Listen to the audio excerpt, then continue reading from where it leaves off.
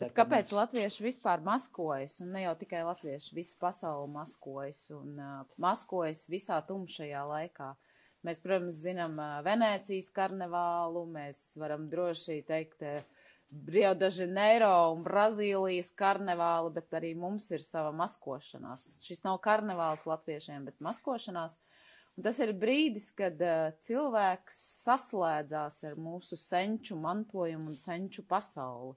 Tāpēc arī tā maskošanās ir būtiska un vajadzīga, jo mēs tādā veidā nesam no tās citās pasaules uz šo pasauli gan zināšanas, gan mūsu mantojumu, gan senču svētību, un tādējādi mēs arī paši kļūstam veiksmīgāki, auglīgāki, radošāki, un mums viss vairāk var veikties un izdoties. Tāpēc tā maskošanās ir vajadzīga. Kādreiz saka, tur, ko senči kaut ko kādreiz darījuši un tā tālāk, un viņiem tur kaut ko tur vajadzēja un tā, bet nekas jau nav mainījies. Mūsdienu cilvēkam tāpatās vajag veselību labu, vajag, lai viņam ir raža, lai ir auglība, visas tās pašas vērtības jau nekur nav pazudušas, visas viņas ir vajadzīgas.